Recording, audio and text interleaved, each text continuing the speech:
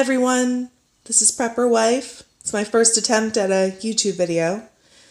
I just wanted to go ahead and put this out there because I know there's not very many videos when I search for it that kind of show specifically what you need to consider purchasing for this coronavirus that's out there. Now, it may come to nothing. There may not be anything to be concerned about, but from what I can tell, looks like a lot of countries and government organizations are kind of saying that they're trying to postpone the inevitable, which it's concerning.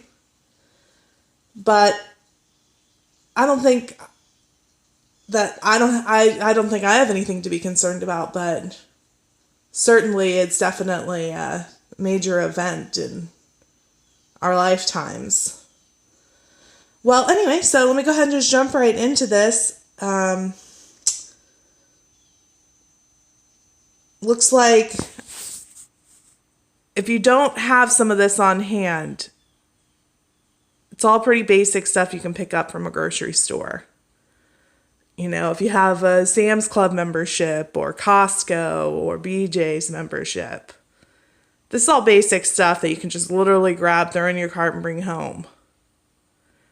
And one of the most important things with staving off any kind of virus is cleanliness. Cleanliness, cleanliness. That means washing your hands. Not just when you go to the bathroom, but before food preparation. After touching other people's hands. You know, cleaning your countertops where food is prepared. You know, I've got some Lysol spray here. I've got some of these antibacterial wipes, which are also great, cheap, easy, convenient. I threw some bar soap in here and some dish soap, but really basic hygiene stuff is so important to have, because if you're dealing with something like they are in China where going to the grocery store, you're needing to wear gloves, a mask. They don't want to get into cars because they're concerned about being where someone else has been who has been affected by this virus and possibly getting sick from it. Then you don't want to be running to the grocery store for some of these things that takes nothing but a few minutes to jump in your car and go to the grocery store and get it done. You know, a lot of things that people aren't considering nowadays, especially with this idea of reusability. I am all for reusable things.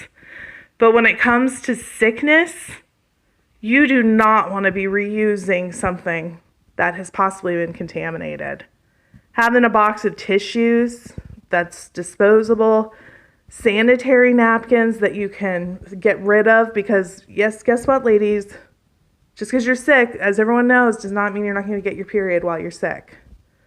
You might get, you just don't know what's going to happen.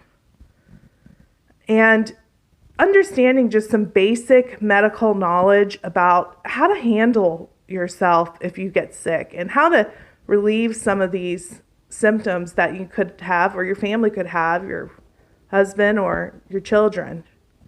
You know, something, I got sick earlier last year, and one thing I didn't know, I always thought that you use one medication, that's it. You don't mix, you don't match, and then you follow the guidelines indicated for, you know, once every 4 hours or whatever it may be for like the Tylenol or the Aleve.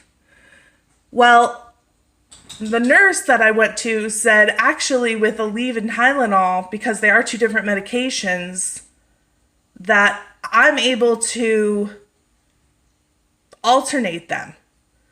So once every 4 hours, I'll take the Tylenol, and then 2 hours later, I'll take an Aleve, and I'll just kind of go back and forth between them, or however long it indicates, obviously, on the packaging.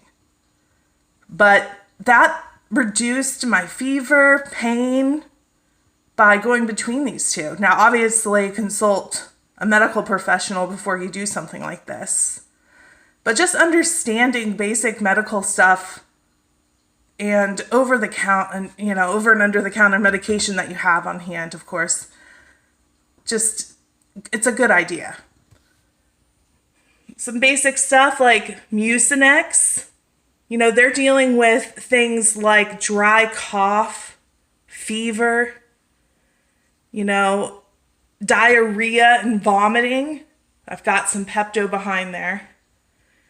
Just basic stuff that you can have on hand that that you can grab. You don't have to run out to CVS or Walgreens while everyone else is running out to CVS and Walgreens that has, maybe it's just the flu.